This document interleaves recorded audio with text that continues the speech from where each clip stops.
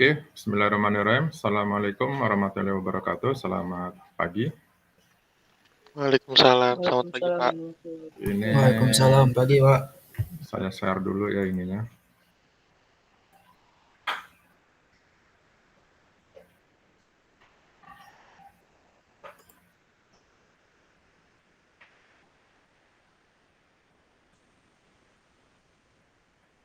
Udah terlihat dong ya itunya, presentasinya?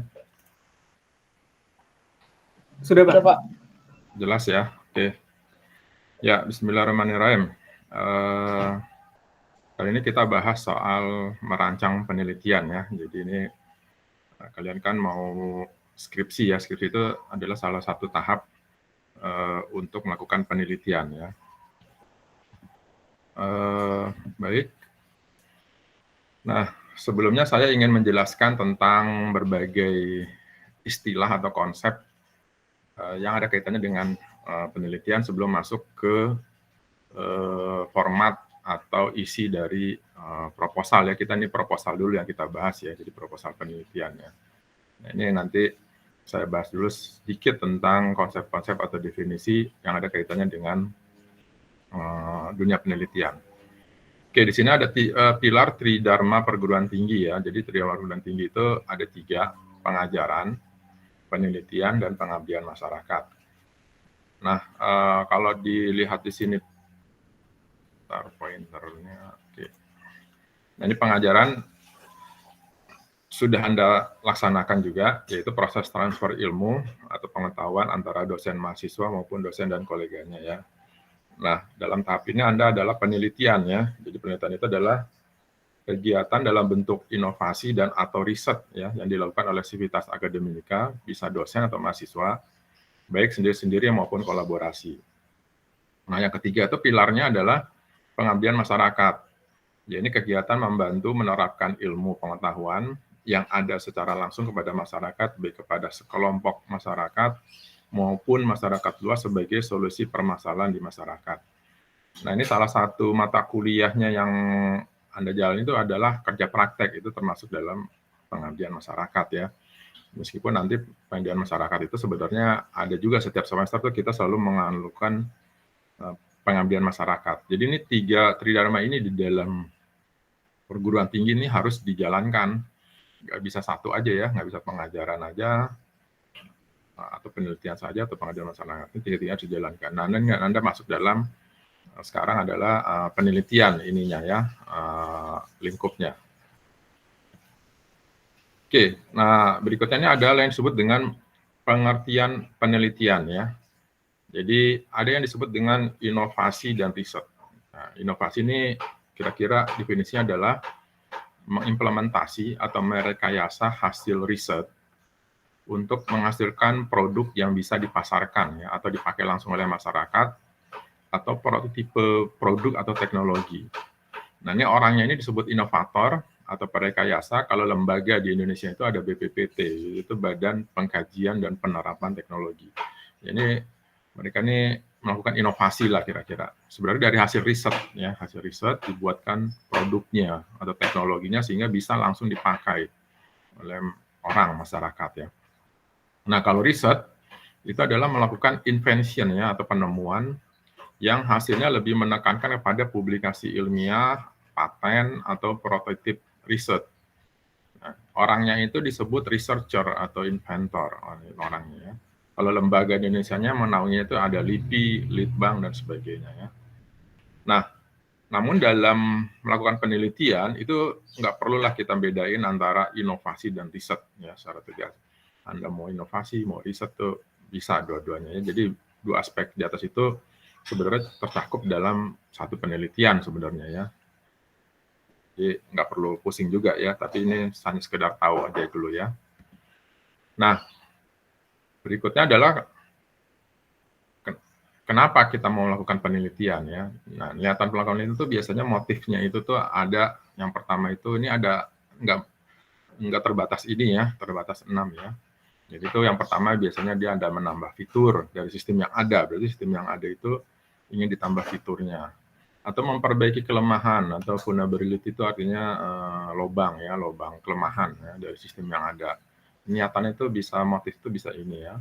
Atau yang ketiga sebagai alternatif atau pengganti sistem yang ada dibuat oleh negara lain ya. Ini juga bentuk nasional. Ini kayak Jepang ya, kayak Jepang waktu itu bikin mobil, bikin TV dan sebagainya itu dia mencontek negara Barat, Amerika khususnya yang teknologinya sudah ada, masuk prosesor dan sebagainya. Ini bisa juga, karena itu biasanya teknologinya itu nggak disebar ya. Jadi teknologi tingginya mereka itu biasanya nggak langsung dipublikasi ya. Nah ini bisa juga contek. Atau 4, memberi solusi dari kebutuhan pada sebuah komunitas atau institusi tertentu. Jadi kalau Anda KP, tempat KP itu institusi atau lembaga itu ada masalah, nah itu bisa diberi solusi di sini ya. Nah ini termasuk juga motif untuk melakukan penelitian, niat melakukan penelitian.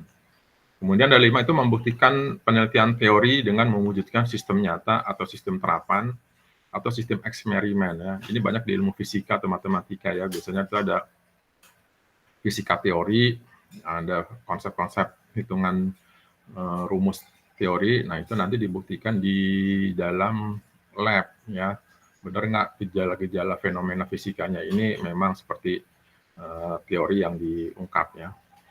Nah, ini nggak terbatas dari ini, jadi dari semua di atas itu tuh sebenarnya ujung-ujungnya itu menjawab fenomena dan hipotesis atas keingintahuan manusia ya. Jadi niatan melakukan ini bisa ininya ya, motifnya ya. Nah, kemudian ini ada istilah disebut dengan state of the art ya. Jadi tingkatan itu adalah SOTA. Ini penting juga konsep dalam bidang penelitian yang mesti Anda ketahui.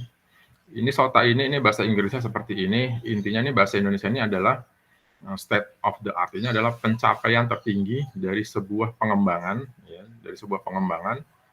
yang dapat berbentuk perangkat atau produk, atau juga dapat berbentuk cara atau teknik ya, metode, atau juga science, pengetahuan, atau informasi ya, pengetahuan yang dicapai pada waktu tertentu. Jadi SOTA itu istilahnya sesuatu yang dicapai pada waktu tertentu saat itu gitu ya, itu tertinggi ya, berarti tertingginya ya itu gitu loh.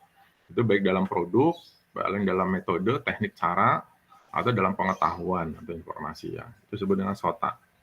Nah, SOTA ini penting nanti kalau Anda bikin proposalan nanti ya.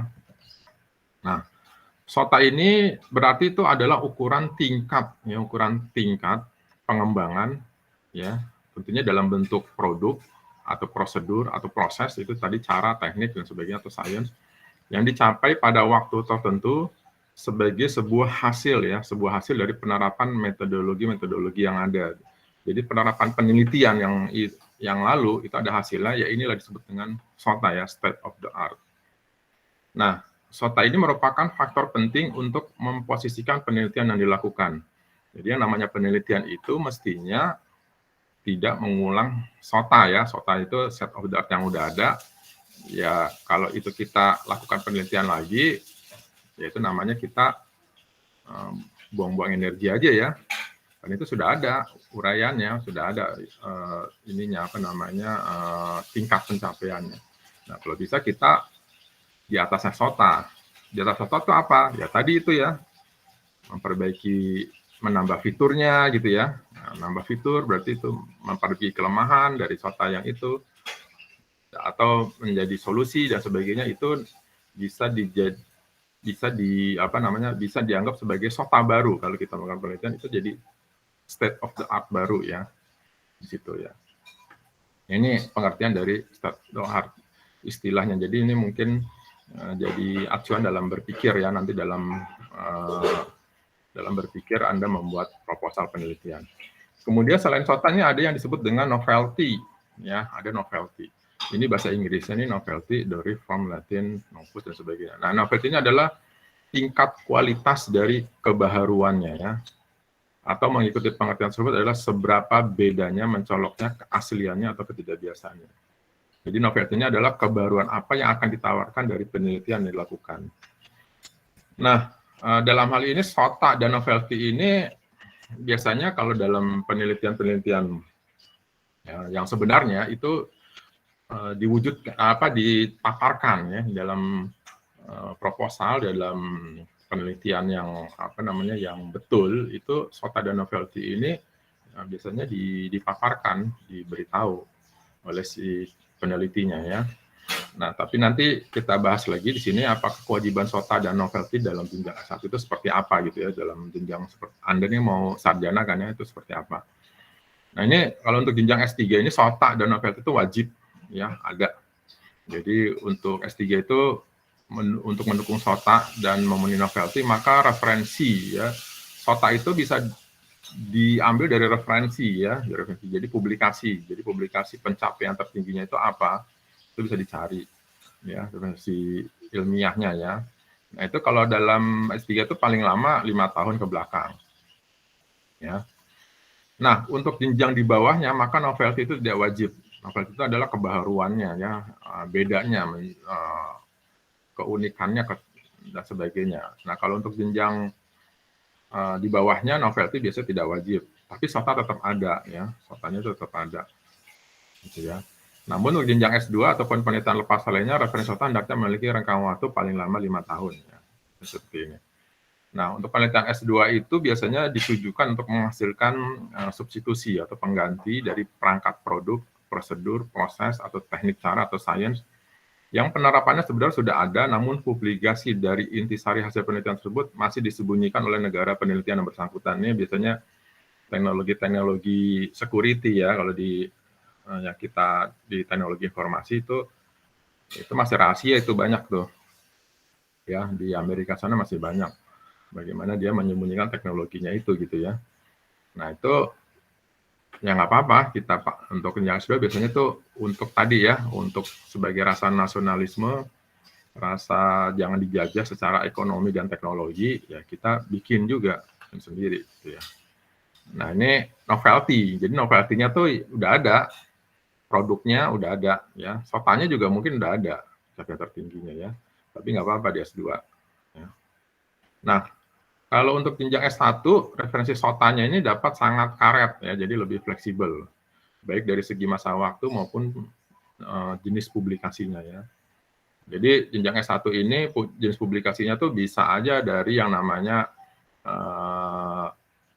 diperoleh dari jurnal, laporan penelitian, buku tugas akhir yang ada, buku ilmiah, laporan proyek, laporan investigasi audit, bahkan dari internet boleh.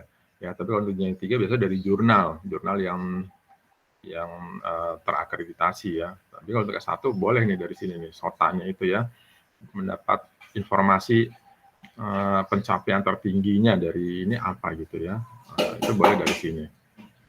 Nah, SOTA dalam jenjang S1 itu bersifat kontribusi. Kontribusi itu artinya apa? Jadi gini, kontribusi ini artinya adalah bisa berbentuk penyelesaian masalah pada suatu instansi atau perusahaan yang tentunya belum pernah dilakukan orang lain sebagai kontribusi pada instansi perusahaan tersebut. Ya. Jadi Anda kemarin KP di sebuah PT A gitu ya, PT X gitu loh. Nah PT X ini ada masalah. Nah itu Anda bisa lakukan penelitian untuk penyelesaian masalah tersebut. Ternyata setelah Anda cari-cari di PT X ini penyelesaian masalahnya ini ada di PT Y gitu ya, di PT Y. Ya Anda ambil dari PT Y tersebut.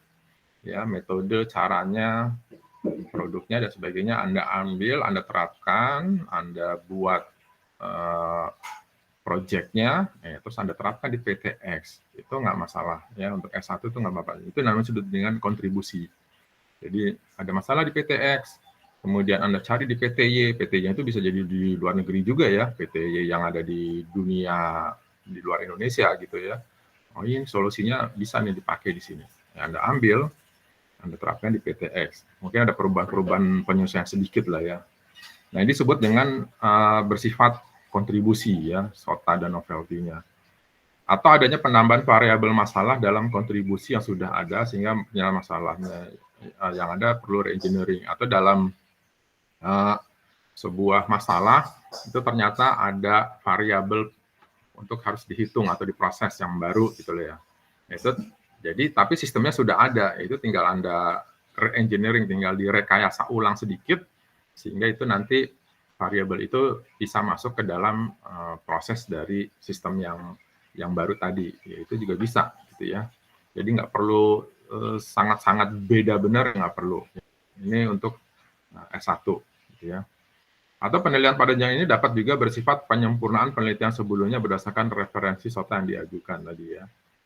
Jadi penyempurnaan di sini bisa berbentuk penggunaan alat atau metode paling mutakhir, tepat, atau berbentuk lanjutan penelitian. Atau bisa Anda pakai metode beda, masalahnya sama, tapi penyelesaiannya pakai metode yang beda. Atau pakai algoritma lah, yang gampang tuh ininya pakai algoritma berbeda.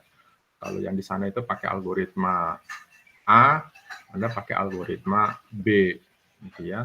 Masalahnya sama, gitu lah ya. Nah, tapi argumennya beda. Nanti gimana hasilnya? Itu juga bisa dilakukan penelitian ini untuk jenjang S1 ya. Namanya perbandingan alat atau metode ya, perbandingan metode di sini. Nah, dengan seperti ini maka cukup SOTA ini untuk melakukan penelitian pada skripsi di jenjang S1 ya. Oke, SOTA ini bisa didapat dari jurnal, artikel, laporan penelitian, buku tugas akhir, buku ilmiah, laporan proyek, laporan investigasi atau audit, interview, atau publikasi internet gitu ya. Nah, ini sumber SOTA ini seperti ini, banyak ya. Nah, yaitu dia sebagai dasar pemikiran atau ide mengapa ingin melakukan penelitian tersebut. Ya, jadi SOTA itu dasar atau idenya ya. Dan ini mendapatkan atau membaca referensi SOTA ini penting agar dasar pemikiran atau nalar ide dari arah penelitian yang akan dilakukan itu mengikuti tracknya, jadi nggak menyimpang ke kiri ke kanan gitu ya. Gitu loh. Di sampingnya teori pendukungnya itu telah didapatkan, jadi teori-teori pendukungnya itu Anda telah, kalau Anda dapat referensinya kan ada referensi teori-teorinya tuh, nah itu bisa Anda kumpulkan, nanti Anda baca lagi gitu ya. Jadi mendapatkan atau mengini SOTA itu penting dalam penelitian ini ya. Nah, berikutnya ada yang disebut istilah hipotesis ya. Tadi ada SOTA, novelty, sekarang ada hipotesis. Jadi hipotesisnya adalah anggapan dasar. Jadi hipotesis itu atau anggapan dasar adalah jawaban sementara terhadap masalah yang masih bersifat praduga. Karena masih harus dibuktikan kebenarannya. Itu sebenarnya dibuktikan dalam penelitian lanjutannya.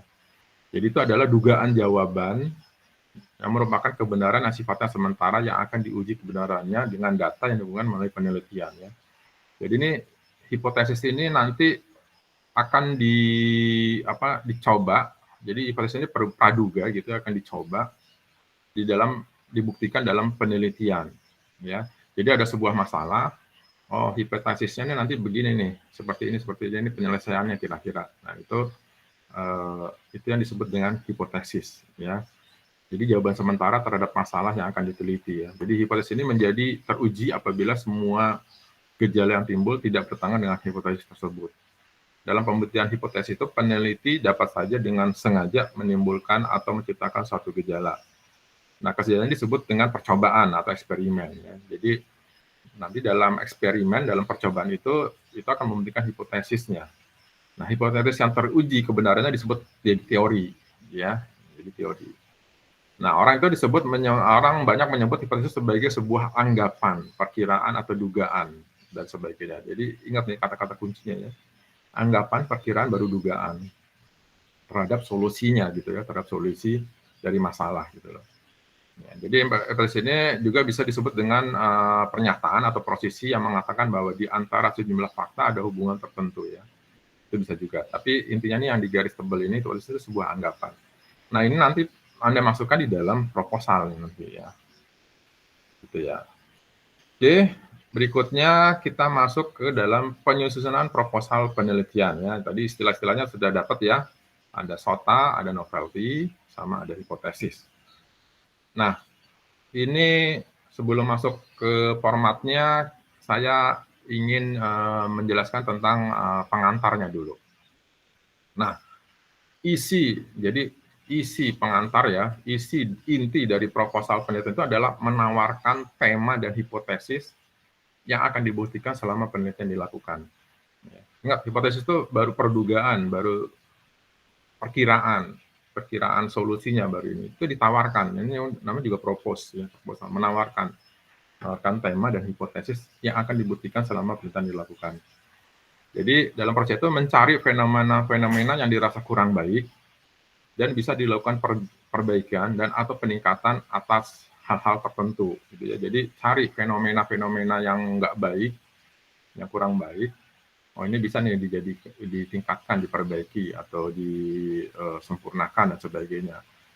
Hal-halnya apa ya? Hal tertentu, jangan hal-hal semuanya. Nanti kan banyak gitu ya. Cari di sini. Ya. Nah, di dunia ini banyak sih fenomena-fenomena yang bisa dilakukan perbaikan atau peningkatan. Intinya seperti itu. Nah, itu nanti dimasukkan ada namanya tulisan hipotesisnya. Kira-kira perkiraannya begini, solusinya dan sebagainya. Nah, ini hipotesis proposal ini kan menawarkan kenapa tema ini penelitiannya dipilih ya. Tentu dengan alasan-alasan ilmiah dan didukung referensinya ya. Nah, referensi ini yang disebut dengan nanti SOTA tadi. Ya. Nah, di dalam proposal itu juga nanti harus menawarkan langkah-langkah atau metodologi yang akan dijalankan dalam penelitian ya, untuk menjawab hipotesis yang diajukan. Jadi nanti Anda paparkan temanya apa, kenapa alasannya ini dipilih, langkah-langkah metodologinya apa yang nanti mau dijalankan. Ingat, semua ini hanya baru perkiraan ya, dalam proposal, dalam penyusunan proposal. Oke, nah ini kira-kira kerangka proposalnya ya. Ini kerangka proposalnya ini ada bab 1 pendahuluan, latar belakang, rumusan masalah, tujuan penelitian, manfaat penelitian atau kebaruan, batasan masalah, bab 2 tinjauan pustaka, bab 3 metodologi penelitian, bab 4 ini biasanya kalau Anda pengen dapat hibah, penelitian hibah nih ada biayanya nih ya. Tapi dalam skripsi biasanya nggak ada ya.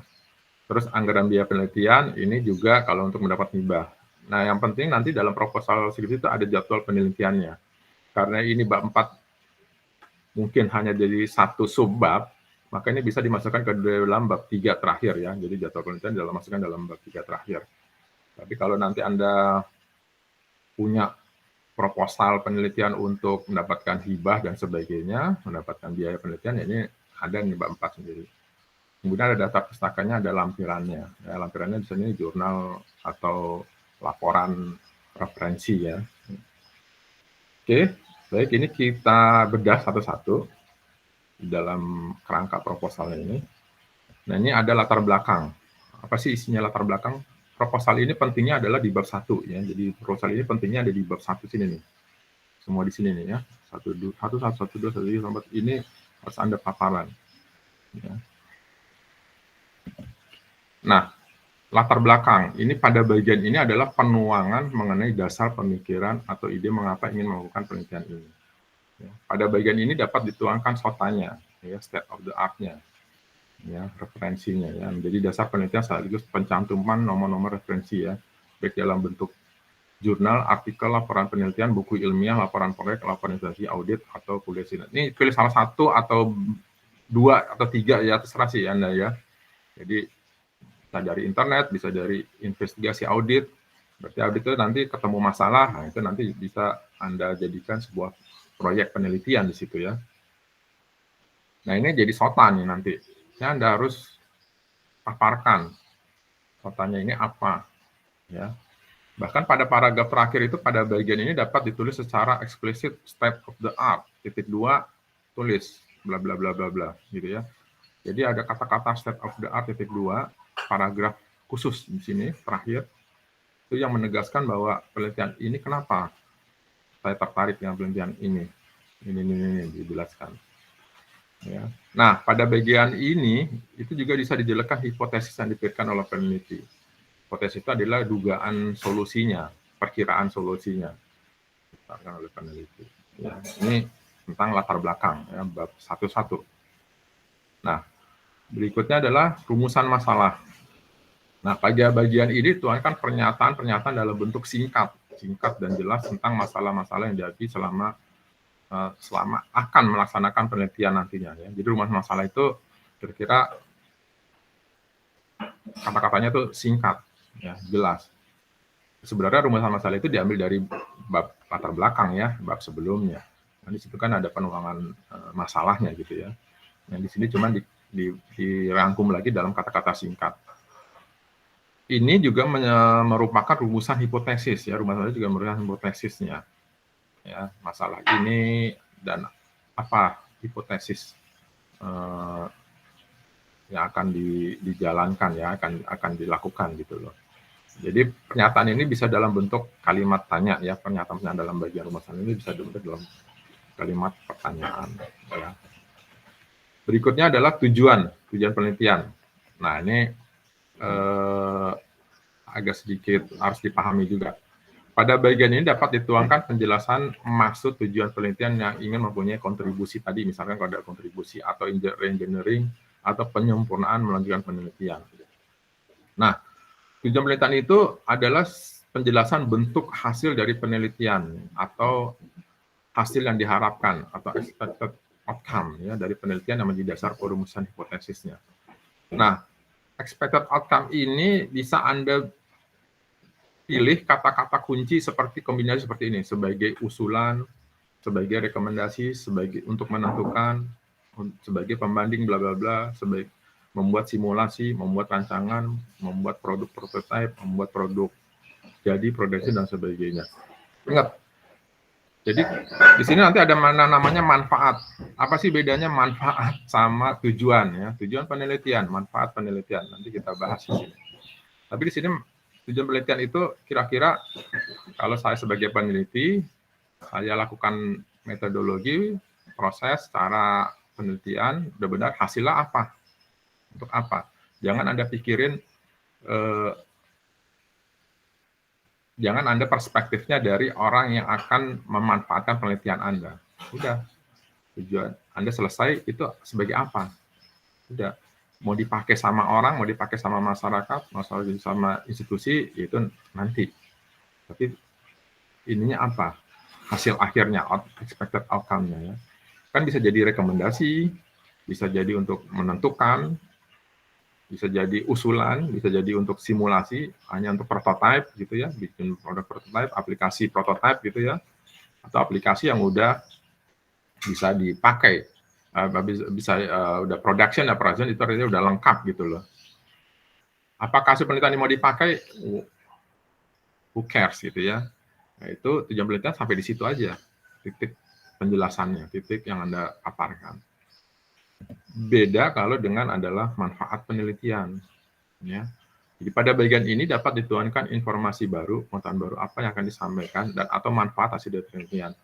Jadi di sini tertuang konklusi atau manfaat dari hasil penelitian terhadap ilmu pengetahuan atau instansi tadi, instansi tempat Anda KP misalkan, atau perusahaan atau kelompok masyarakat, misalnya komunitas gitu ya, atau masyarakat luas gitu ya. Jadi kalau ini dipakai, hasil penelitian ini dipakai, digunakan oleh institusi, oleh instansi, maka apa manfaat yang dicapai. Nah, di dalam penuangan manfaat penelitian ini biasanya dipakai kata-kata kunci seperti ini nih, untuk mempermudah, agar lebih efisien, meningkatkan hasil, mengefektifkan, meringankan, dan lain sebagainya. Beda ya sama tujuan tadi ya. Jadi ini lebih ke kata-kata kalau udah dipakai, dirasakan sama si instansi, sama masyarakat. Nah, apa yang dirasakan mereka? Mempermudahkah? Mengefisienkankah? Meringankankah? Meningkatkan apa gitu, penghasilankah, dan sebagainya. Beda dengan tadi ya, tujuan. Sebagai prototype, usulan, rekomendasi, simulasi, sebagai pembanding gitu ya. Nah, ini sering kelibet biasanya anak-anak ini ya, anak mahasiswa antara tujuan sama manfaat. Tujuan itu dia perspektifnya kalau itu udah dipakai oleh masyarakat, oleh instansi.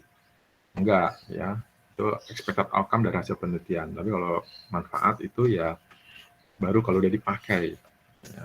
Jadi beda nih kata-kata kuncinya. Ya, ini Anda nanti perhatikan aja kata-kata kuncinya ini untuk membedakan antara manfaat sama tujuan penelitian. Nah, berikutnya adalah batasan masalah. Ya, di bab 1 itu ada batasan masalah. Bagian ini dituangkan mengenai batasan penelitian ya. Nah, hal ini dapat berbentuk batasan yang menyangkut perangkat bantu. Ya, perangkat bantu itu seperti hardware, software-nya, atau sarana penelitian, atau batasan variabel masalah, atau batasan fungsi-fungsi yang dihasilkan, atau batasan syarat lingkungan terhadap hasil penelitian nanti dan sebagainya. Ini contohnya misalkan sistem operasi yang dipakai, bandwidth yang dipakai, lingkungan tempat percobaan atau tempat penelitian dicoba, atau lingkungan institusi tempat penelitian itu adalah contoh yang bisa dimasukkan sebagai batasan masalah. Ya, jadi batasan masalah itu ini sistem operasi ini kan nggak kita teliti, bandwidth ini kan nggak kita teliti, kita given pakai, gitu ya. Tempat percobaan juga kita given, institusi juga kita given. Ya, tapi metode, cara dan sebagainya yaitu harus kita jalani, teliti gitu loh. Itu bukan given ya, itu effort kita, usaha kita gitu loh. Tapi yang ini batasan nih ya, ini jadi batasan. Ya, jadi sistem operasi itu misalkan saya kalau bikin aplikasi misalkan ya, saya hanya mencobanya di Windows, nggak di Linux, nggak di Mac OS misalkan. Bandwidth-nya juga yang saya coba kalau bikin aplikasi jaringan gitu ya, bandwidth-nya kebetulan yang ada di dalam tempat percobaan ya misalkan hanya 10 Mbps, nggak lebih dari itu gitu loh ya. Itu bisa juga jadiin batasan, karena itu kita given, dikasih aja, nggak bisa dinaikin, nggak bisa diturunin ya. Oke, itu batasan masalah. Nah, kemudian tinjauan pustaka, bab 2 nih ya, berarti tinjauan pustaka nih. Nah, seperti biasa nih pada bagian ini dituangkan penjelasan semua teori-teori yang ada yang akan mendukung penelitian yang akan dilakukan. Ya, jangan lupa di bagian ini mestinya banyak mencantumkan nomor referensi pada daftar pustakanya. Kemudian di dalam tinjauan pustaka itu tidak perlu menulis teori atau tinjauan pustaka yang tidak dipakai dalam penelitian. Pada bagian ini juga dapat dituangkan profil informasi objek mengenai tempat organisasi yang menjadi objek penelitian. Jadi penjelasan mengenai tentang perusahaan yang Anda pakai untuk tempat penelitian, untuk menghasilkan solusi baru di sana, yaitu masukin dalam pustaka, bukan di bab lainnya ya. Jadi karena ini tinjauan pustaka ini adalah kita mereferensi, mengambil informasi dari yang telah dipublikasi dari pihak lain. Ya, ini masukin semua dalam tinjauan pustaka di sini. Nah, pada tahap proposal, tulis tinjauan pustaka yang utama saja ya, nggak usah banyak-banyak. Ya, nggak usah banyak-banyak. Tulis aja dalam bab 2 ini tinjauan pustakanya nih nggak terlalu banyak ya. Karena ini proposal, ingat, masih hipotesis ya, masih perkiraan solusinya ya. Kemudian ada ya, bab 3, setelahnya itu ada bab 3, metodologi penelitian. Ya, ada bab 3 nih. Nah, awal bagian ini dituangkan sedikit mengenai gambaran sistem apa yang akan dibangun. Jadi yang akan dibangun itu apa? Biasanya sih kalau untuk aplikasi Anda bisa gunakan use case diagram. Kalau untuk masalah networking itu bisa digunakan topologi diagram ya.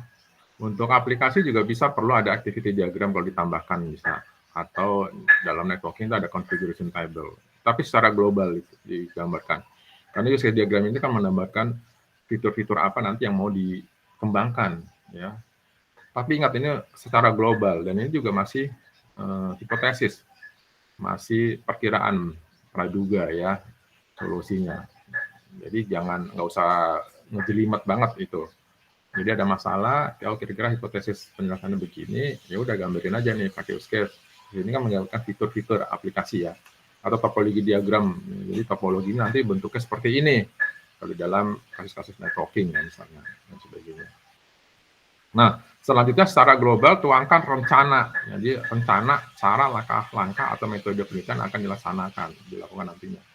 Jadi itu metodologi itu sebenarnya kan cara, langkah-langkah atau aktivitas dalam penelitian yang akan mau kita jalankan sehingga nanti menghasilkan sebuah pembuktian atau hasil ya atau solusi gitu ya. Nah, itu tuangkan di sini dalam metode penelitian. Pikirkan tentang apakah perlu ada survei, kuesioner, interview, studi pustaka atau literatur, studi dokumen existing, studi perbandingan, analisis dari semua informasi data yang terkumpul, desain, implementasi, testing, ada white box, black box, integration, dan sebagainya. Pikirkan semua di sini. Ini ada kata-kata kuncinya. Saya mau langkah-langkahnya apa? Mau menjalankan seperti apa? Ya, metodologi untuk penelitian yang akan saya jalankan. Ingat ya, akan saya jalankan. Proposal itu kan menuangkan akan mau dijalankan gitu ya. Nah, pada tiap-tiap bagian pada butir 3 di atas yang diperlukan tadi, masukkan informasi mengenai untuk apa hal itu dilakukan, pakai metode apa, alat dan bahannya yang akan dipakai itu berikut spesifikasinya ya. Jadi masukkan diagram metodologi penelitian yang akan dijalankan nanti, contohnya seperti di bawah berikut ini nih. Ya, ini metodologi nih, ini gambaran bentuknya seperti inilah ya. Kalau Anda buat aplikasi, maka langkah-langkah yang mau saya jalankan, metodologi yang mau saya jalankan ini, saya ada latar belakang rumusan masalah itu saya jelaskan dulu sampai ke batasan masalah, baru masuk ke metodologi penelitiannya itu ada pengumpulan data di sini. Nah, ini ada studi pustaka, ada wawancara, ada observasi. Nah, kalau pembuatan sistemnya itu nanti ada sistem database-nya di sini, analisis model data, perancangan model data, implementasi model data ke DBMS. Terus kalau untuk bisnis logiknya, aplikasi logiknya itu nanti ada sistem analisis model, rancangan aplikasi, implementasi aplikasi, kemudian digabungkan antara sistem datanya, sistem basis data dengan sistem aplikasinya diintegrasi, di testing. Kemudian hasil di sini jadi hasil pembuatan sistem, baru ini laporan. Nah, di dalam sini pengumpulan informasi, requirement analisis ini bisa ada diagramnya, bisa ada flowchart-nya, flow map-nya ya. Nah, kalau di dalam analisis model itu nanti ada ERD, PDM, DFD, data flow diagram, UML dan sebagainya. Ingat, dalam proposal Anda gambarkan ini aja, ya, diagram ini aja. ERD-nya nggak ada, UML-nya nggak ada, DFD-nya nggak ada, ya. Codingnya nggak ada codingnya, nggak ada testingnya. Anda gambarkan rencananya aja dalam proposal. Ini semua nanti di FD, UML, IRD, dan sebagainya, sama ada flowchart, format, itu nanti waktu Anda setelah akhir, namanya laporan akhir penelitian, di buku skripsi terakhir. Kan ini baru propose. Saya mau melakukan penelitiannya, ini langkahnya nih. Ini gambarin. Nah, langkah-langkah ini di gambar ini, itu bisa Anda tambahkan dengan metodologi pengembangan. Ini kalau perangkat lunak ya, aplikasi ya. Ada waterfall misalkan. Artinya tuh dari analisis model, rancangan aplikasi bisa balik lagi, muter. Ini kalau dia pakai namanya spiral ya. Kalau spiral itu kan nanti antara analisis, desain, testing, itu bisa balik lagi itu ya. Bisa muter lagi di sini. Ini sama nih, simulasi balik lagi. Tapi kalau spiral itu biasanya sedikit-sedikit ya. Analisis tentang registrasi, analisis tentang login, rancangannya seperti apa, implementasi seperti apa. Nanti ada lagi untuk namanya approval hasil registrasi, seperti apa dikit-dikit gitu. Ini bisa mutar di sini nih. Ya, tapi bentuknya seperti ini. Ya. Hasilnya biasanya hasil dari ini tuh ini nih di kanan-kanan ini. Hasil dari ini nih nanti ada kalau model data itu ada IRD, ada physical data model. Kalau logik aplikasinya tuh ada pakai UML dan sebagainya, itu hasil itu kan, tapi nanti ya kalau proposal tuh nggak ada di sini ya. Jadi proposal itu hanya menggambarkan ini aja nih, task map-nya ini nih. Ingat, kotak-kotak ini nggak mesti semua Anda bikin. Misalkan kalau untuk pengumpulan data nggak usah pakai studi pustaka, wawancara dan observasi semuanya ya. Jadi pikirkan aja yang penting dalam kasus Anda misalkan di perusahaan ya. Di perusahaan itu untuk ngumpulin datanya, kebetulan saya wawancara cuma 5 orang. 5 orang ya udah langsung interview aja. Tapi kalau perusahaannya agak gede, saya perlu kuesioner. Kuesioner itu artinya menyebar pertanyaan ya, beberapa orang. Kalau Anda wawancara langsung kan capek ya. 100 orang, atau 200 orang, satu-satu Anda kunjungi wawancara. Jadi saya pakai kuesioner. Tapi kalau cuma untuk ngumpulin informasi kebutuhan, 5 orang, ya udah pakai wawancara ya. Ini nanti ditulis saja, disesuaikan di sini ya. Ini untuk aplikasi. Kalau untuk network device, ya, kalau kasus network ya sama ini ya. Ini ada pembuatan sistemnya tuh, ada sistem jaringan, ada list model jaringan komunikasinya, perancangannya, informasinya sama sih, mirip. Biasanya nanti kalau hasilnya di dalam network device itu ada sitemap of device-nya, ada topologinya ya, ada gambaran topologinya, ada sitemap peta lokasi device-nya. Kemudian di sini ada rancangan, itu ada configuration table of device. Configuration table itu settingan-settingan value dari setiap device, configuration dalam bentuk tabel gitu ya. Nah, implementasi itu ada setting capture, hasilnya dan sebagainya. Ini ada topologi kompletnya, topologi lengkapnya, kemudian ada performance measure-nya, ukuran performanya. Ya. Tapi ini kalau sudah selesai nanti di akhir ya, di akhir. Kalau proposal ya Anda cuman gambarkan ini aja, ini rencana saya nanti ini nih, langkah-langkah melakukan penelitiannya, metodologinya. Ini kalau untuk network device ya. Nah, mungkin di dalam proposal itu juga Anda bisa masukkan ukuran-ukuran kinerja. Ini biasanya ini jarang orang, tapi itu penting. Ukuran kinerja itu adalah bentuk kuantitatif. Yang biasanya Anda lakukan itu biasanya mempermudah, mengefisienkan, meringankan, itu kan kualitatif. Nah, ini Anda masukkan. Biasanya kalau dalam, ini nggak semua ya, tergantung kasusnya nanti ya. Kalau dalam bentuk aplikasi, solusi dalam bentuk aplikasi, itu biasanya feature amount-nya, jumlah fitur yang akan dibikin itu berapa, nama-namanya apa aja. Terus ada bisnis proses, jumlahnya, bisnis proses yang ada di dalam aplikasi itu berapa, apa aja namanya. Ada functional amount, names-nya apa, ada transaction per second, ada transaction per day, ya kan? Kalau dalam security ada security level-levelnya berapa yang mau mau ditutup, mau di ini. Ada security risk-nya, risiko security apa yang mau ditutup, nama-namanya apa aja. Kalau dalam jaringan tuh ada throughput, ya. Ini ukuran dalam persen nanti, ya. Ada delay, latency di dalam millisecond, packet loss, jitter, ada bandwidth capacity-nya, signal strength-nya, signal kekuatan sinyalnya, ada bit per second-nya, paket per second-nya, ada storage capacity yang mau dibuat atau ada dalam bentuk uang juga ada profit loss, how much-nya berapa. Nah, ini ukuran-ukuran yang nanti bisa Anda masukkan di dalam bab 1 juga sih sama bab 3 itu yang akan saya tawarkan dalam penelitian ini ya. Jadi jangan yang hanya kualitatif ya. Jadi ini bentuk-bentuk ukuran-ukuran yang sifatnya kuantitatif. Nah, kinerja ini bisa dimasukkan pada bab 1 dan atau di bab 3 ya, tapi tidak terbatas hanya di atas ini ya, mungkin ada yang lainnya. Intinya ada ukuran-ukuran nilai ya, ukuran numbers ya yang Anda masukkan dalam penelitian ini. Ini penting ya. Karena kadang-kadang sisi ukuran numbers-nya ini nih akan melihat di mana solusi apa nanti yang mau Anda capai gitu ya. Baik, dan berikutnya ini ada namanya anggaran biaya atau proposal ya. Jadi pada bagian ini dituangkan rinci rencana pos-pos pengeluaran biaya, tapi kalau dalam proposal skripsi ini nggak ada. Jadi biasanya kalau ada tuh ya nanti dalam bentuk metrik pos-pos rencana biaya. Nah, jadwal penelitian ada. Ya, jadi jadwal penelitian itu ada. Jadi pada bagian ini tuangkan rinci urut rencana aktivitas penelitian berikut target, tanggal mulai dan selesai per aktivitasnya. Ya.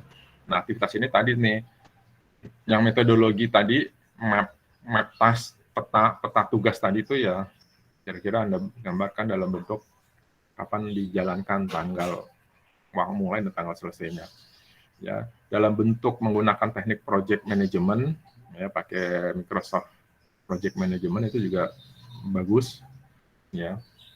Menggambarkan ketergantungan satu aktivitas dengan aktivitas lain berikut titik-titik kritis pada aktivitas yang mana saja. Jadi setelah ini apa, setelah ini apa, setelah ini apa, itu nanti bisa pakai ini. Tapi enggak juga nggak apa-apa pakai Excel, secara singkat juga nggak masalah ya dalam proposal. Nah, daftar pustaka terakhir ya. Daftar pustaka itu menggunakan sistem apa American ya. Jadi nanti download pedoman teknik penulisan tugas akhir ISTN di SIAKAD. Kalau yang kemarin KP-nya dengan saya itu sudah punya mungkin ya. Jadi daftar pustaka ini pakai ini ya nanti. Perhatikan penulisan referensi pada badan tulisan yang dikutip. Badan tulisan itu yang ada di bab-bab itu cara ngutipnya seperti apa, dan penulisan referensi pada bagian daftar pustakanya ya. Jadi pada daftar pustakanya itu kan nanti Anda tulis referensinya ya.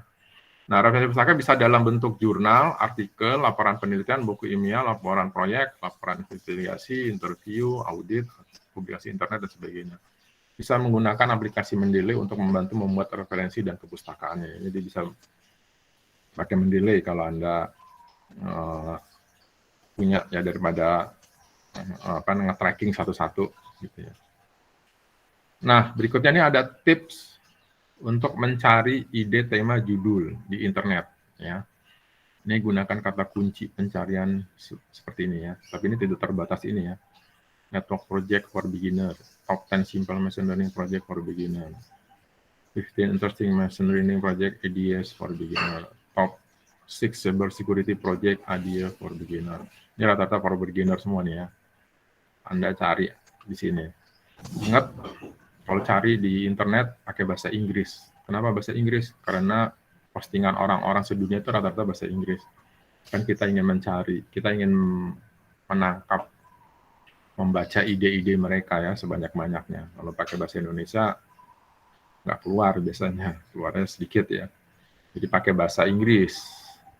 Kalau bisa nanti dibacanya ya bahasa Inggris sih pasti ya. Ya kalau mau dapat ide-ide yang ini pakai ini ya.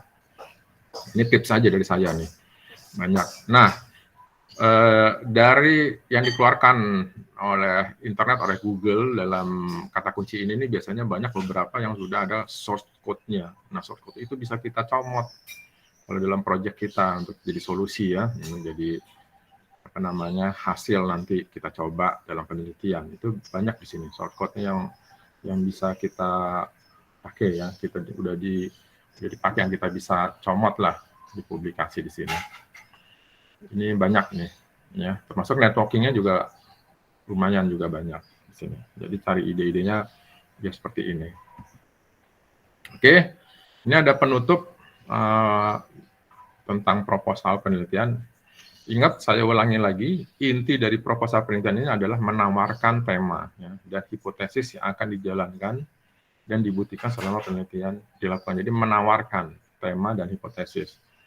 Setelah akhir dari penelitian, ya, jadi ketika Anda nanti melakukan penelitian, maka hasil penelitian itu bisa saja berbeda dengan saat proposal dan hipotesis yang diajukan. Jadi berbeda nanti dengan proposalnya bisa.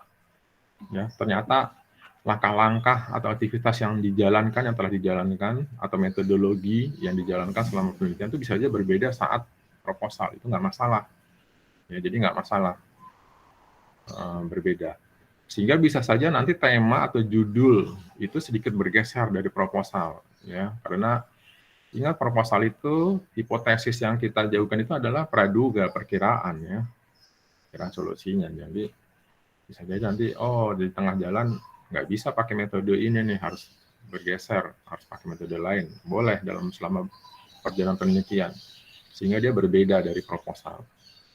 Nah, maka itu nanti ada yang disebut dengan laporan akhir penelitian atau skripsi, buku skripsinya. Laporan akhir penelitian ini adalah menjadi laporan faktual, laporan yang nyata, yang realisasi ya, atas berbagai hal yang dilakukan, yang kita lakukan, dan yang muncul sama penelitian. Yang muncul itu artinya hasil-hasil kerja kita, ya, hasil-hasil testingnya yang tadi, metode ukuran-ukuran kinerjanya, yaitu seperti apa hasil akhirnya. Itu nanti dibuat dalam laporan penelitian. Jadi laporan penelitian ini ya bisa berbeda nanti dengan yang di proposalnya. Ya, tapi berbeda memang karena ini kan hasil-hasil kinerjanya nanti dituangkan dalam laporan akhir. Ya, jadi dalam proposal itu nggak usah terlalu jelimet bikinnya. Ya itu hanya perkiraan praduga. Silakan dibuat, tapi dengan kaidah ilmiah yang tadi saya jelaskan ya. Nggak salahnya bikin teksnya aja gitu ya. Oke, ada pertanyaan sampai sini? Sebelum dilanjutkan. Mau tanya Pak, tadi di bagian pengumpulan data itu, kalau misalkan saya itu datanya terkait itu Pak yang kemarin retak beton itu, dan datanya itu sebenarnya udah ada dari penelitian lainnya Pak. Dan itu bukan data dummy, artinya data yang diambil memang khusus untuk penelitian pada penelitian sebelumnya. Ya. Nah, itu di proses pengumpulan data itu masuknya apa ya, Pak? Kalau di sini kan ada studi pustaka, wawancara, sama observasi. Studi pustaka, literatur, itu nanti jadi data sekunder namanya.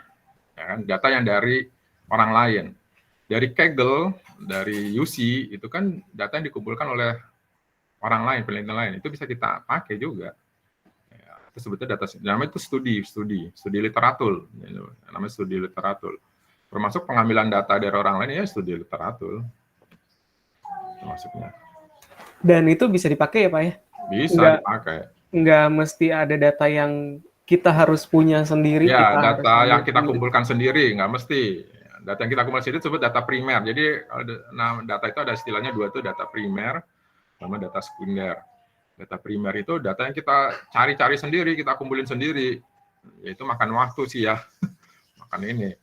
Ya, kalau mau gambar ya di foto-foto dulu, di ini dulu, keliling-keliling dulu, cari-cari gitu ya. Itu namanya data primer. Atau datanya udah ada di publikasi ya, di banyak ya kalau untuk data-data kayak gitu ya, kan data-data itu di Kaggle, di ini tuh data tentang mobil, data tentang apa, jalan sebagainya itu banyak gitu tuh. Itu disebut dengan data sekunder, artinya data yang kita peroleh dari orang lain, yang mengumpulkan orang lain. Itu sebutnya gitu. Dua-duanya boleh dipakai? Boleh. Dua-duanya boleh dipakai dalam penelitian. Nggak masalah. Oke, satu lagi Pak, terkait dengan SOTA sama novelty.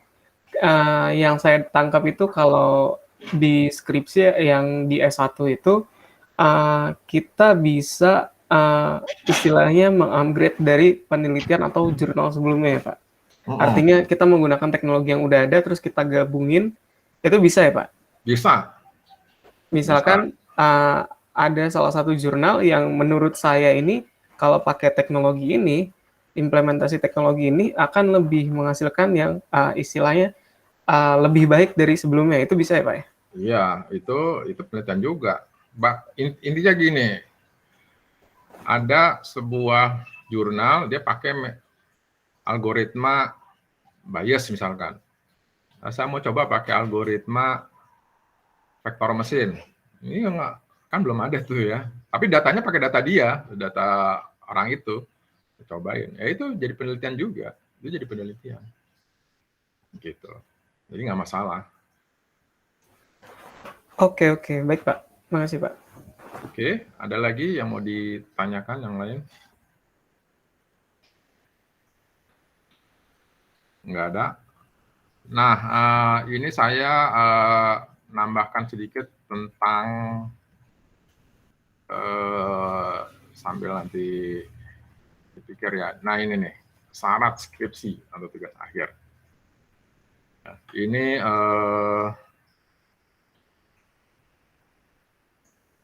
SKS tempuh minimal 120 dan IPK di atas 2,5. Ini bisa isi KRS nih ya. Kalau Anda sudah bisa isi KRS ya berarti syarat ini terpenuhi sebenarnya ya. Kemudian ada syarat 2 lagi.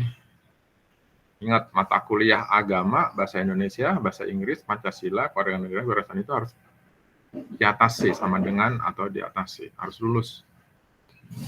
Jadi kalau Anda sekarang ambil skripsi, pengen lulus, ada ini 6 MKU ini nih, yang belum C, harus Anda ambil sekarang. Ya, kalau nggak bisa. Ya. Kemudian mata kuliah wajib fakultas atau prodi itu minimal D ke atas ya. Tidak ada nilai E, Kemudian yang kelima, total SKS tempuhnya itu di atas 144 SKS. Nah, dari semua butir 2 sampai 5 di atas itu, kalaupun ada nilai D, berarti itu ada mata kuliah lainnya selain ini ya, selain yang 2, itu D-nya itu nggak boleh lebih dari 7 SKS. Nah, jika masih menempuh mata kuliah selain skripsi, maka harus tuntas di semester yang bersangkutan. Dan nanti dilihat, mempertimbangkan butir 1 sampai 6. Dia nilainya berapa. Ini dia. Ya, ini syarat skripsi. Oke, ini nanti jadi jadi pertimbangan juga nanti kalian ya, lihat-lihat KHS-nya ya, hasil studinya kalian semua. Kemudian ini ada prosedur, ada proses ya skripsi ya. Ingat di sini ada flowchart, yang dilihatnya ada kotak 3 ya, ada kotak 3 merah ya. Jadi ini ada event dalam skripsi yang penting 3. Pertama itu ada sidang proposal dan dinyatakan layak proposalnya. Kemudian ada seminar skripsi, ya, dan dinyatakan layak. Kemudian ada sidang skripsi komprehensif. Itu ada 3 event penting dalam proses skripsi. Di antara proses-proses 3 yang merah ini nih ada proses-proses yang lain yang dijalankan. Ya, jadi di awal itu biasanya nanti ada sosialisasi penelitian skripsi, kemudian ada pengajuan sidang proposal. Nah, ini diampu oleh Kaprodi atau koordinator skripsi di sini. Ya. Kemudian Anda melakukan sidang proposal. Nanti bagaimana eventnya, organisatornya nanti Kaprodi seperti itu ya, sidang proposal. Kalau sidang proposal lolos, layak, nah nanti ada yang namanya diberikan dosen pembimbing skripsi ya, dosen pembimbing skripsi di sini. Nah, mulai tahap lepas sidang proposal ini, Anda dan pembimbingnya itu melakukan penelitian, mengumpulkan data, melakukan penelitian, melakukan aktivitas-aktivitas metodologi tadi ya yang dijalankan. Sampai dia menulis naskah skripsinya. Jadi, nah di sinilah bedanya. Di sini kalau Anda awalnya itu menulis proposal yang tadi kita jelaskan, nah di sini Anda udah menulis laporan penelitiannya, laporan akhir penelitiannya, nah, itu laporan skripsinya. Sini semua sama pembimbing nih, dari sini semua sama pembimbing, Anda konsultasi semua. Berikutnya ada tahap untuk mau ke seminar skripsi, ya, seminar skripsi. Nah, ini ada pengajuan seminar skripsi. Ya. Nah, ini mau ke seminar skripsi ini ya, harus ada persetujuan atau direkomendasi dari dosen pembimbingnya. Nah, ini diajukan oleh ke Kaprodi ya, biasanya ke Prodi mengajukan seminar skripsi. Nah, sebelum seminar skripsi, biasanya fakultas itu akan mengadakan namanya prayudisium. Prayudisium itu akan mengecek, ya, meriksa syarat-syarat administrasi dan akademik tadi. Ya, syarat administrasi itu ya pembayaran dan sebagainya ya. Syarat akademik yang tadi, syarat-syarat mata kuliah yang lainnya ya, yang harus sudah lulus gitu ya. Ini akan dicek di sini nih. Kalau Anda nggak lolos prayudisium, ya sudah, Anda nggak masuk ke dalam seminar skripsi. Tapi kalau nanti lolos, Anda bisa ke seminar skripsi. Ya. Kemudian setelah hasil dari seminar skripsi ini ada perbaikan dan melengkapi naskah skripsi. Ingat, perbaikan ini juga dibimbing reviewernya oleh pembimbing, ya, pembimbing skripsi. Kemudian Anda juga klarifikasi, kalau perlu klarifikasi ke penguji seminar, Anda klarifikasi. Setelah oke, maka ini akan masuk ke yang namanya pengajuan sidang sarjana skripsi. Nah, ini disetujui dan direkomendasi oleh dosen pembimbing. Setelah itu Anda masuk ke sidang sarjana skripsi di sini. Nah, sidang sarjana skripsi hasilnya itu nanti ada namanya yudisium. Kalau tadi yudisium, ini ada yudisium. Yudisium itu ada oleh fakultas itu melihat kelulusan sarjananya, komprehensifnya di sini.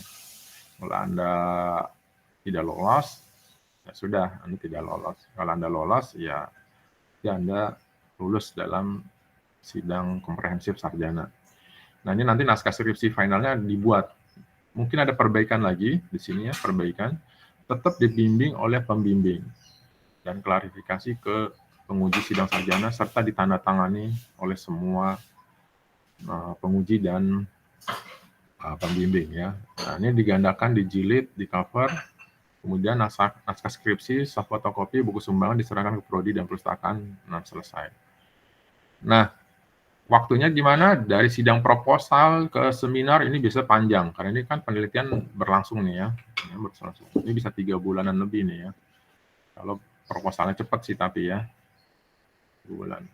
Antara seminar ke sidang sarjana komprehensif ini biasanya kurang dari sebulan, 2 minggu. Biasanya kan 2 minggu bahkan ya, cuma 2 minggu. Ya pokoknya sebulan kurang. Jadi yang banyak ini jarak waktunya ada di sini. Ya ini yang beratnya di sini nih.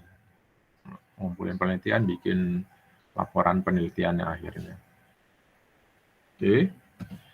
Nah, ini kira-kira jadwalnya seperti ini ya. Nanti yang lengkapnya ya. Jadi ada deadline pembayaran proposal itu, nanti ada deadline pembayaran ininya, ada sidang proposal.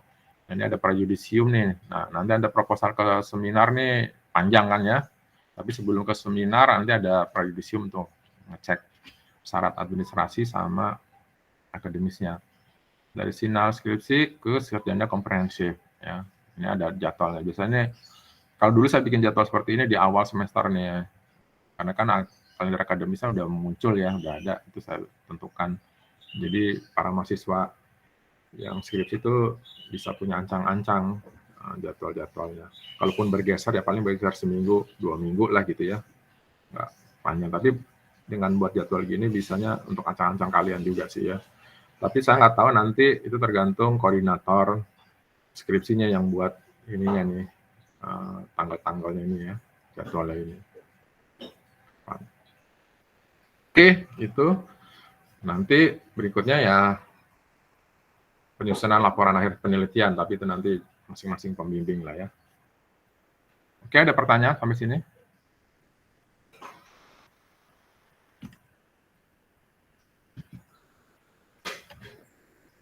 Ada yang mau ditanyakan?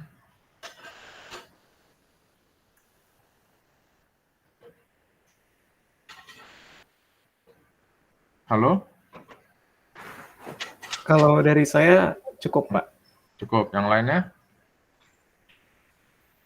Udah dapat idenya? Yang lainnya? Ide untuk temanya, judulnya? Lagi cari ya? Pak, mau bertanya, Pak. Iya, silakan. Kalau pembimbingnya itu Pak nanti gimana, Pak? Dipilihin atau nanti kita pilih sendiri? Dipilih sama Kaprodi, tapi preferensi boleh diajukan. Intinya sih, intinya sih beban pembimbingnya itu merata, jangan menumpuk ke satu orang gitu ya. Jadi dirata. Walaupun Anda preferensi, tapi belum tentu dapat gitu. Ya tergantung. Nanti Kaprodi yang tahu kan ininya berapa beban orang dosennya gitu ya. Bisa disebar ke situ. Oke, Pak. Terima kasih, Pak. Ya. Ada lagi? Nggak ada kan ya? Ini Pak, saya mau nanya terkait judul dulu deh, Pak. Iya. Kemarin Bapak sempat ngirim saya terkait jurnal yang Bapak buat itu, Pak. Iya. Yang tentang ekstraksi ciri citra itu, fitur ciri citra. Iya. Dan perbandingan model ya, Pak? Iya, perbandingan algoritmanya. Nah, waktu itu saya sempat baca juga, Pak, di artikel di Medium, beberapa artikel, dan beberapa jurnal juga. Kalau misalkan mau ekstraksi gambar itu, ada metode yang namanya GLCM, Pak. Iya, GLCM. Nah, niat saya itu nanti judulnya adalah mengimplementasi si GLCM ini dengan menggantikan metode ekstraksi yang menggunakan statistik pendekatan statistik tadi, Pak. Saya kan pakai MEAN, betul, garis Pak. tengah gitu ya. Terus pakai histogram, saya pakai histogram lah. Grafiknya histogram. Iya. Terus ada titik tengah, ada titik kurtosis, kemiringan, ada titik ini. Ya, itu ekstraksi gambar menggunakan metode statistik itu, ukuran-ukuran statistik. Ada juga GLCM, betul. Ya nggak Nah, apa-apa, itu bisa itu Pak? bisa. Tadi itu kan metode, caranya berbeda, ya jadi penelitian juga. Makanya jadi sebenarnya sih kasusnya sama. Mungkin gambarnya pakai gambar yang saya, nggak masalah tuh. Ya kan? Tapi metodenya, kalau saya kan metode histogram statistik ya. Kalau itu pakai GLCM. Kalau Anda nanti, ya jadi penelitian juga. Referensinya pakai referensi saya, misalkan saya pakai ini, karena nanti gambarnya mau saya pakai, ininya saya pakai, masukin aja jadi referensi gitu loh. Oke. Itu nggak masalah. Itu apa namanya? Itu malah bagus gitu loh. Jadi Oke, Pak. meneliti itu, makanya saya ini saya tampilkan ini cari ininya, idenya di sini, pakai nanti apa yang tadi kan yang membedakan itu terhadap ini apa, yang ini seperti apa gitu ya. Ya itu kalau Farizal itu ada novelty sedikit, ada novelty ya, yang membedakannya apa di sini, ada sotanya. Itu cari, jadi nggak perlu yang begitu baru banget, enggak sih, enggak. Ada beda dikit, jadi ini teliti aja. Oke, jika saya pakai dataset atau gambar yang Bapak kemarin penelitian itu bisa ya Pak? Bisa Dan masih juga. ada ya Pak? Masih ada. Oke. Masih ada kalau mau pakai. Kalau pakai di Kaggle, data yang lain nggak masalah juga. Kaggle juga banyak juga tuh data-data gambar ya. Kalau Anda Oke, pakai, Pak. tinggal terapkan, nggak masalah. Jadi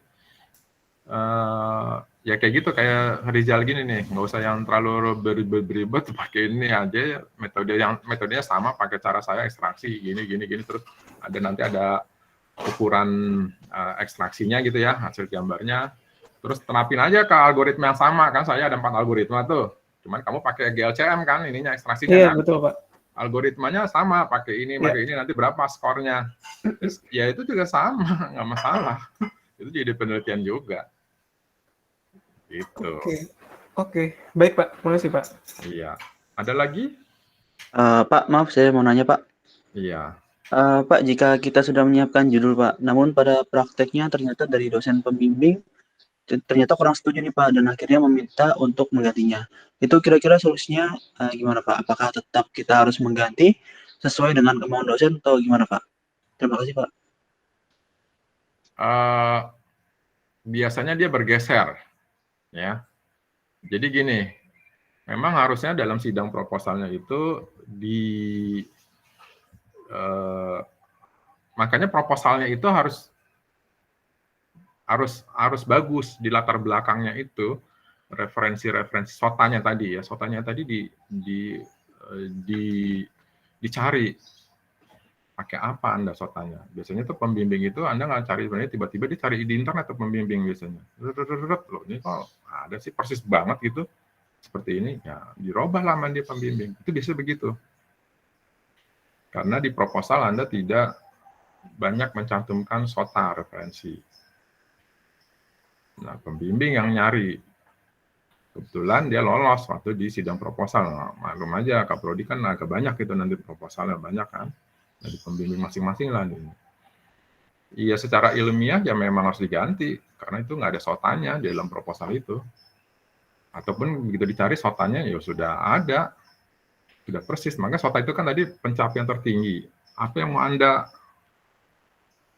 bedakan, apa yang mau Anda tingkatkan, apa yang mau Anda perbaiki. Tadi kan konsep sotanya seperti itu kan ya. Gitu loh. Nah, pembimbing ngelihat, oh ini harus diperbaiki nih, harus ditingkatkan ininya, hal itunya, hal ininya diperbaiki, tingkatkan. Mungkin akan bergeser judulnya, temanya jadi bergeser.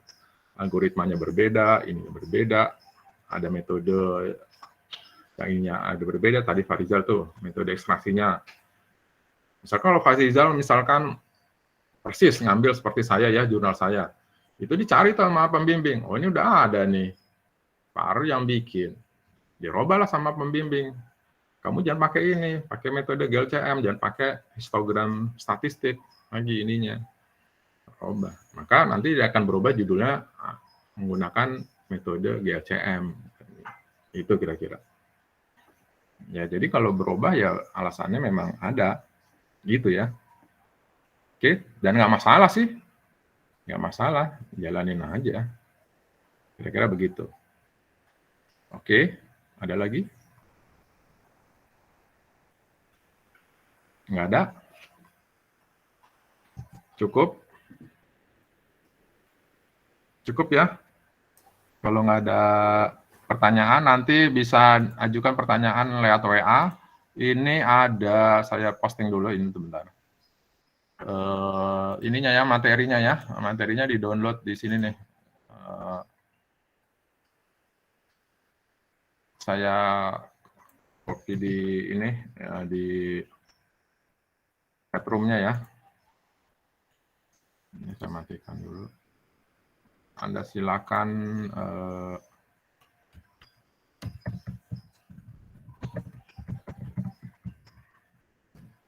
ini downloadnya di sini. Di sini nanti ada contoh proposal ya. Proposal yang jadi nanti, tapi nanti dia ada daftar pustakanya nggak mengikuti, ini masih yang lama. Di contoh ini cukup baik ya, jadi ini cukup baik, tapi belum terlalu baik seperti yang saya paparkan tadi. Nah, ukuran-ukuran kinerjanya juga belum dimasukkan sama dia. Kinerja itu kayak fiturnya apa, ya, atau bisnis prosesnya apa aja yang mau ditambahkan, yang mau dibuat dan sebagainya itu. Tapi ini cukup baik formatnya, Anda bisa lihat. Kemudian di sini juga ada yang namanya SKPI nanti ya, nanti surat keterangan pendamping ijazah, itu bonus saja tuh di dalam situ, karena udah ada lama ya. Dan materi ini, materi tadi yang presentasikan juga ada di sini ya, di Google Drive ini. Oke, udah kelihatan itunya ya, linknya ya, link apa namanya, link Google Drive-nya untuk download materi.